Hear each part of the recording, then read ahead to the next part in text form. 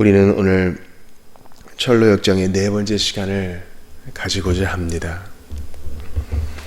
철로역정 네 번째 시간은 여러 가지를 다룰 수 있겠지만은 이 절망의 늪, 낙심의 늪이라는 곳에 좀 집중을 하려고 합니다. 이 낙심의 늪은 오늘 본문이 얘기해 주는 것처럼 내 마음이 약해질 때에 땅끝에서부터 주께 부르짖으오리니 나보다 높은 바위에 나를 인도하소서. 낙심의 늪은 이 말씀으로 이겨낼 수 있는 것입니다. 이 유순이와 크리스천이 낙심의 늪에 빠졌습니다. 이 유수는 플라이, 굽다라는 말에서 유래된 플라이어블, 즉 굽기 쉽고 연약한, 마음을 정하지 않은 돌박과 같은 마음의 소유자를 말합니다.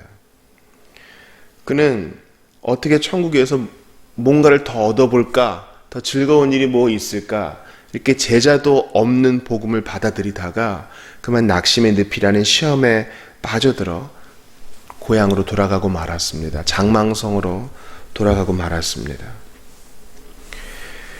그리고 여태까지 자기의 구도의 길이 진실이 아님을 마지막 말을 통해 증명하죠.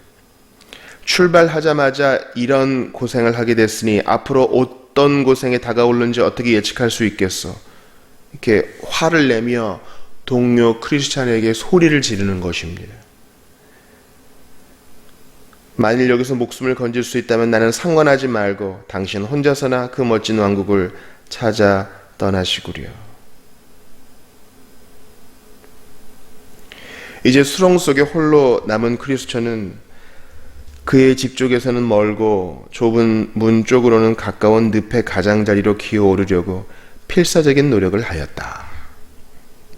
그러니까 이미 자기의 장망성에서는 멀리 떠나왔고 조금만 가면 이제 본격적인 순례의 시작인 이 좁은 문이 보이는데 그 앞에서 그만 낙심의 늪에 빠져버린 것입니다. 왜 그랬을까요? 왜 그랬을까요? 우선 우리는 한 가지 기억해야 될 것이 신자라 하여도 낙심에 빠질 수 있다는 것을 마음에 깊이 새겨야 합니다. 다시 한번요. 신자라 하여도 낙심과 절망에서는 자유로울 수 없다는 것입니다. 마음을 잘 지키면 되지 않을까요? 그래요. 조심할 수는 있겠죠.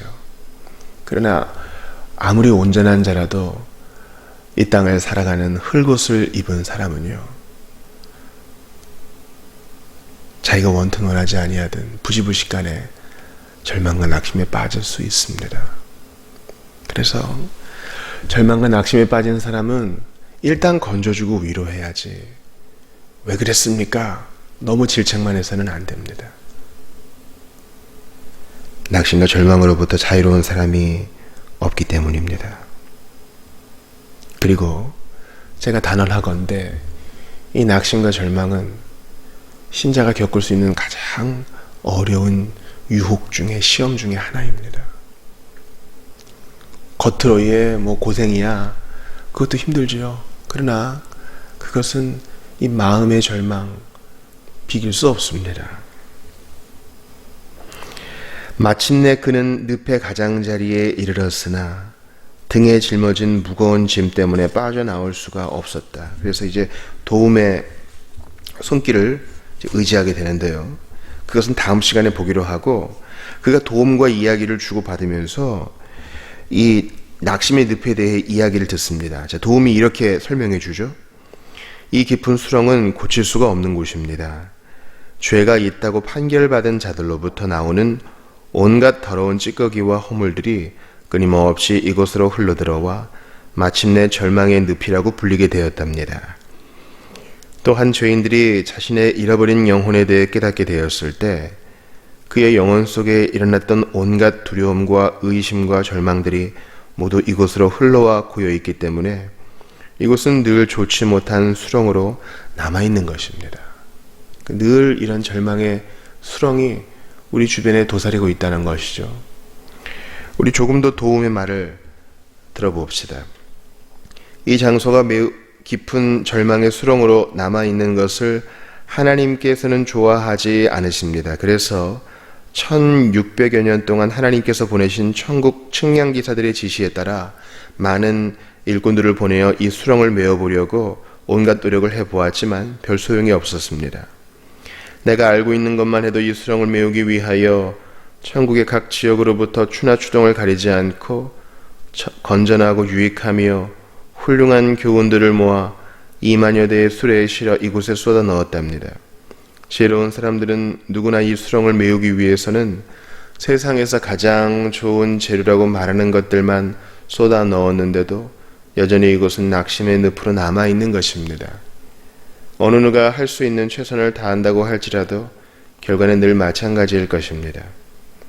그리하여 사실은 하나님의 지시에 따라 이 수렁의 한가운데에 매우 훌륭하고 튼튼한 디딤돌을 갖다 놓았지만 계절이 바뀔 때마다 이 수렁 자체가 온갖 더러운 오물과 진흙, 탕물을 토해놓기 때문에 잘 보이질 않습니다. 꼭 그것들이 보였다고 할지라도 사람들은 머리가 어지럽고 혼동이 되어서 발을 헛디디고 말아 결국 수렁에 빠지게 되지요. 그러나 일단 문 쪽으로 올라서기만 하면 그곳의 땅은 단단하답니다. 참 이것이 우리에게 큰 도전을 줍니다. 그리고 좋은 교훈을 줍니다. 우리에게 주는 도전은 무엇입니까? 절망에 빠진 사람 중에는요, 낙심에 빠진 사람 중에는요, 그것을 헤어나오지 못해 우울증에 빠지는 경우도 있습니다. 신자 중에도 이 우울의 병에 걸린 사람이 많이 있습니다. 그러므로 나 예수 믿는데 좀 우울한 감정에서 헤어나오지 못하니 난 예수 믿는 게 실제로는 아닌가 보다, 이렇게 마귀는 우리를 꼬드깁니다. 그러나 신자라 할지라도 얼마든지 이 낙심의 늪에 빠질 수 있다고 했죠. 그러므로 도전을 줍니다. 무엇입니까? 일단 문 쪽으로 올라서기만 하면 그곳의 땅은 단단하다는 것입니다.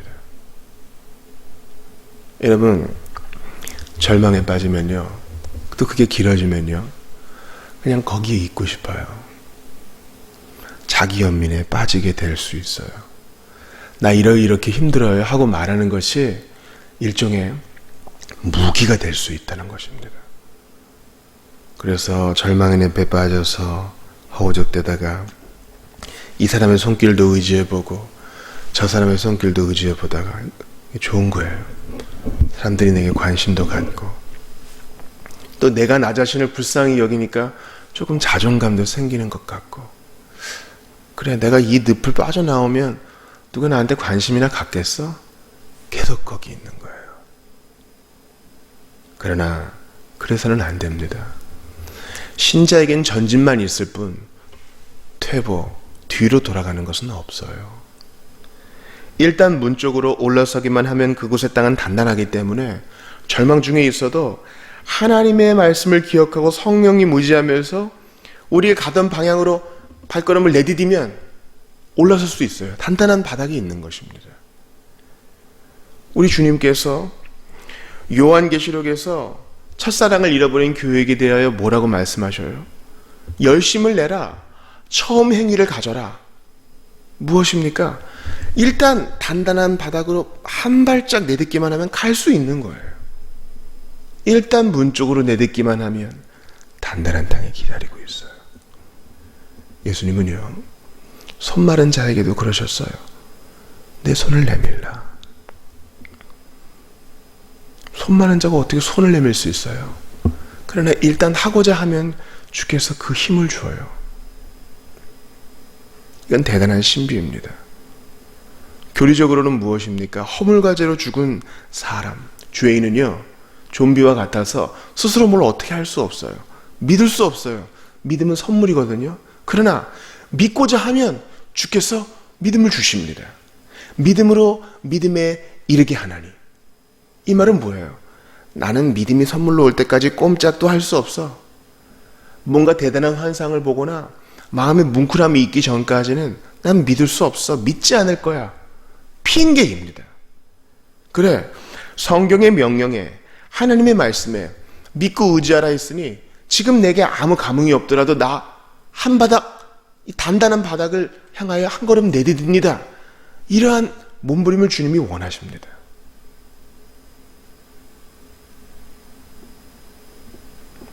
이걸 일반적인 상식에 비추어서도 잠깐 얘기해 볼 수 있겠어요? 낙심의 늪에 빠진 한 사람이 있습니다. 그는 환경 자체가 더욱 낙심과 절망에 빠질 만한 환경입니다. 해도 들어오지 않는 환경에서 지내고요. 수일 동안 청소를 하지 않아서 먼지가 그득한 환경입니다. 집안에 있는 먹고 마실 것은 그렇게 신선하지 않고 영양가가 높지 않은 것들입니다. 커튼은 열지 않은 지 오래되어서 과연 지금이 낮인지 밤인지 알지도 못하고, 그런 자가 내가 이렇게 살아서는 안 되겠다 하고 의지를 들여서 집 밖으로 나갑니다. 나갈 때까지 여러 유혹이 있어요. 추운데 나가서 뭐 하겠어. 그런데 일단 옷을 챙겨 입고 아이고 소리를 내서라도 나가면 햇빛이 있고 공기를 쐬고 시원하게 산책을 하고 장도 보면서 사람들이랑 얘기도 하고 오랜만에 걸려온 전화에 응답도 하고 실제로 아는 사람도 만나서 근황도 묻고 답하면요, 또 돌아오는 길에 좋은 밥집에서 또 영양분도 섭취하면 나아져요. 그 힘으로 돌아와서 집안을 잘 정리정돈하고 환기를 잘 시키고 준비를 갖추면 절망에서 좀 벗어날 수 있는 것을 많이 봅니다. 하고자 하는 마음이 중요한 것이에요. 오늘 본문은 뭐라고 말해요? 하나님이여 나의 부르짖음을 들으시며 내 기도에 유의하소서. 지금 이 시편 기자는요, 절망의 늪에 빠졌어요. 낙심의 늪에서 가만히 있지 아니하고 견고한 땅을 향하여 내디디며 기도하는 거예요. 그러면 여러분, 나 힘들어요 하고 눈물만 흘리는 것은 신자의 바른 태도가 아니에요. 성경은 뭐라고 얘기해요? 남자답게 강건하라! 필요할 땐 울어야지요. 그러나 절망의 늪에서 아무리 혼자 울기만 한들 나올 수 없습니다. 네가 낫고자 하느냐? 주님이 병자에게 물으세요. 네, 낫고 싶습니다. 그런 마음이 변화. 주님, 저 지금 여기서 끙끙대지만 나오고 싶습니다. 내 부르짖음을 들으시고 제 마음의 변화를 주시고 제가 지금 의지를 들여 일어나려 그래요. 단단한 땅을 향하여 발을 딛고 나가보려 그래요. 무거워 죽겠고 딱 정말 넘어질 것 같은데 나가려고 해요. 그 마음의 결단에 하나님이 복을 주셔요. 또 하나의 교훈을 보겠어요? 하나님의 지시에 따라 이 수렁의 한가운데에 매우 훌륭하고 튼튼한 디딤돌들을 갖다 놓았다고 했습니다. 잘 보이진 않지만 분명한 디딤돌이 있어요.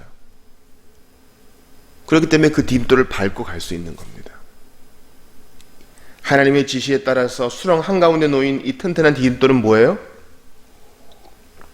밑으로 꺼지지 않는 튼튼한 디딤돌, 바로 하나님의 말씀입니다. 전도역정은 처음부터 끝까지 이 말씀이에요. 내 마음이 약해질 때에 땅끝에서부터 주께 부르짖으오리니 나보다 높은 바위에 나를 인도하소서. 그렇죠. 든든한 반석 대신 예수 그리스도 위에 서는 것입니다. 여러분, 절망에 빠졌습니까? 처음 신앙생활 할 때, 그리고 신년 시작할 때 어떤 계기가 되어서 받았던 은혜 때문에 너무나 기쁜 감정을 향유하고 있다가 갑자기 덜컥 내려앉았습니까? 뭐 어디서부터 떨어졌는지는 잘 모르겠는데 여하튼 다 옛날 일이고 난 지금 힘들어, 이런 상태입니까? 성경은 분명히 얘기합니다. 너 어디서부터 떨어졌는지 생각하라. 지성을 활용해서 왜 그랬는지 분석하라 말합니다. 그리고 이 디딤돌을 이용하라 합니다.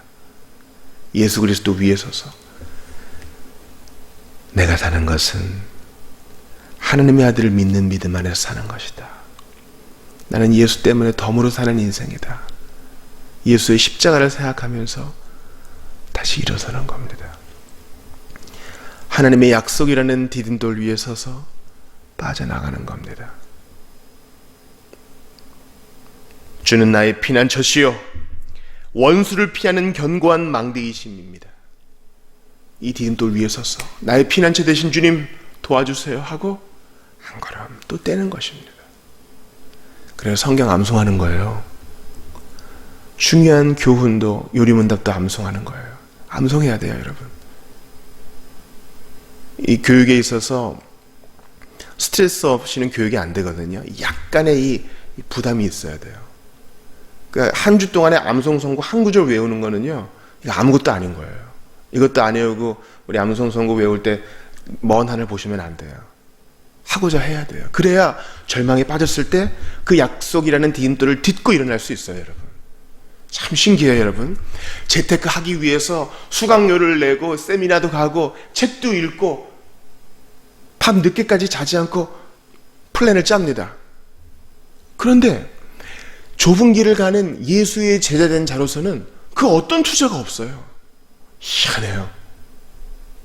더 높은 가치이고 더 항구적인 유익을 우리에게 주는데 투자도 하지 않고 부담도 이겨내지를 않아요.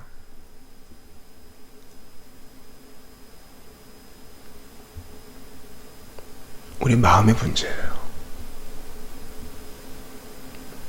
나가고자 하는가? 예수의 제자가 되고자 하는가? 내게 주신 은혜를 잊지 않으려 하는가? 더욱더 주님 뜻대로 살고자 하는가? 마음의 문제. 이제 절망의 늪에서 다른 사람의 동정의 눈길을 즐기던 시절은 지나가야 돼요. 일어나십시오. 그리스도 위에 서서 약속의 말씀을 딛고 일어나세요. 죄짐이 무겁다 해도 가고자 하면 주님이 도움을 붙여주실 거예요. 돕는 사람 붙여줄 거라고요. 그러니 오늘 시편 말씀처럼 부르짖으세요. 부르짖으세요. 주께서 여러분을 넉넉하게 도와주실 것입니다. 십자가에 아들까지 내어주사 그 아들의 죽음으로 우리를 사시기까지 한 하나님이신데 우리 안 도와주겠어요? 부르짖으십시다. 주께서 절망에 낙심의 늪에서 넉넉하게 건져주실 줄을 믿습니다. 기도합시다.